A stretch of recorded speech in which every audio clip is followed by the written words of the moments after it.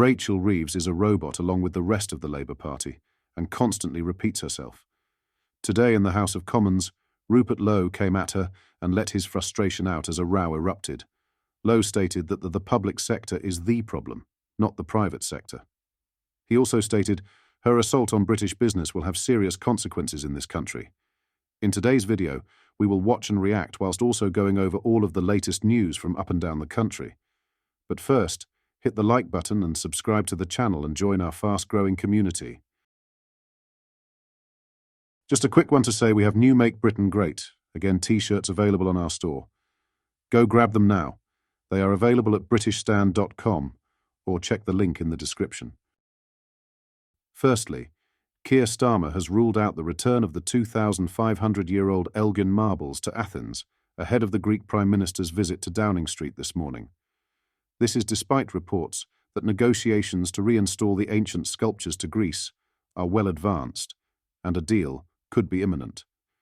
Today marks Greek PM Kyriakos Mitsotakis' first official visit to the UK since his row with former Prime Minister Rishi Sunak over the marbles, commonly known as the Parthenon sculptures. Greece maintained that the artefacts, currently on display at the British Museum, were removed illegally from Athens during a time of foreign occupation. The statues were taken in 1816 by then British ambassador to the Ottoman Empire Lord Elgin, although Britain has long denied allegations of their illegal removal. They have been a source of political controversy for decades. The diplomatic quarrel climaxed when Sunak cancelled a meeting with Mitsotakis last year after the Greek Prime Minister pushed for the sculptures to return. Mitsotakis is reportedly desperate for the marbles' reinstatement, likening their separation from Greece to cutting the Mona Lisa in half. However, Downing Street maintains that the marbles remain a matter for the British Museum. Experts have said negotiations between Museum Chair George Osborne and the Greek Foreign Ministry are progressing and a deal is close. It is rumoured that an agreement could result in an exchange of the sculptures for other famed Grecian artworks. A British Museum spokesperson said, "Discussions with Greece about a Parthenon partnership are ongoing and constructive. We believe that this kind of long-term partnership would strike the right balance between sharing our greatest objects with audiences around the world and maintaining the integrity of the incredible collection we hold at the museum." Elsewhere, in the House of Commons today, Rupert Lowe came at Rachel Reeves and let his frustration out as a row erupted. Lowe stated that the public sector is the problem, not the private sector. He also stated, her assault on British business will have serious consequences in this country. Have a watch.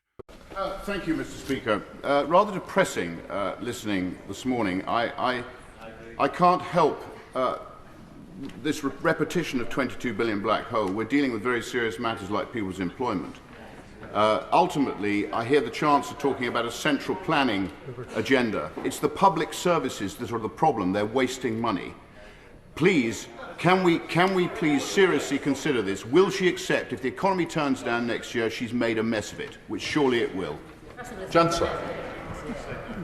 The reason we are raising the £22 billion is because that is the black hole inheritance that this government are now having to address. We've published a line-by-line account of that £22 billion that the previous government left. We are now growing the economy through our National Wealth Fund, our planning reform, our pensions reform, as well as reforming our public services so that we can deliver for the people we came in here to represent.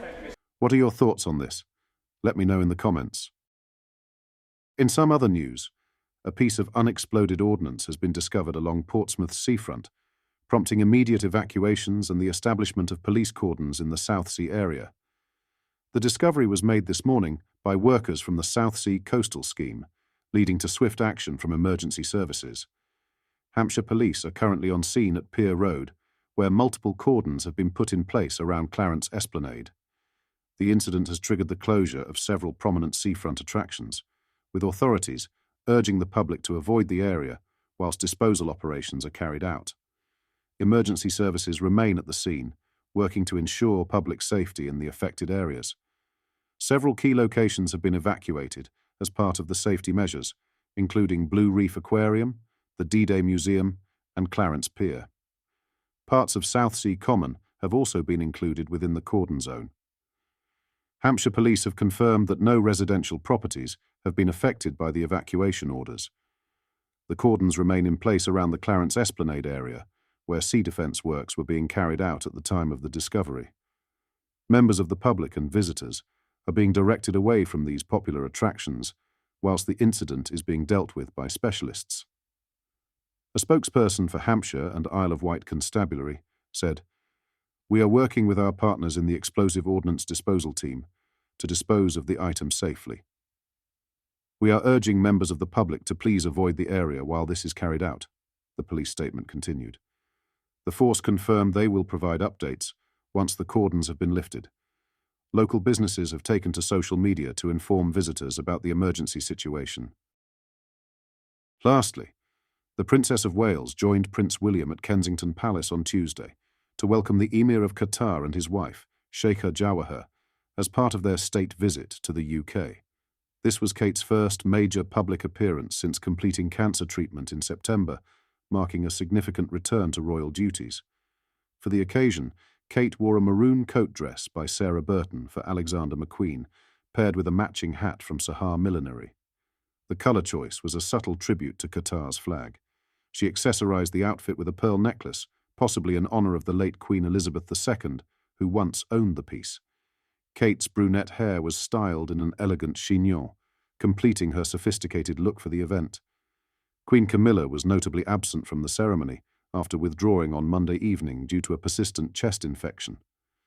The 77-year-old Queen has been advised by doctors to rest and recover from the illness, which she contracted a month ago after her trip to Australia and Samoa. While Kate participated in the daytime events, including a ceremonial welcome at Horse Guards Parade, she did not attend the evening state banquet at Buckingham Palace. The royal couple accompanied the Qatari royals to Horse Guards, where the king formally greeted the emir with a full military salute, including an inspection of the Guard of Honour by the 1st Battalion Welsh Guards, accompanied by the regiment's band. The ceremony concluded with a carriage procession along the Mall to Buckingham Palace, where a second Guard of Honour awaited. The band of the Irish Guards performed both the Qatari and British national anthems as the royal procession arrived at the palace. What are your thoughts on what we discussed in today's video? Let me know down in the comments section below. If you've not yet already, make sure you do drop a like on this video and subscribe to the channel for more British political content. Thank you, take care, goodbye.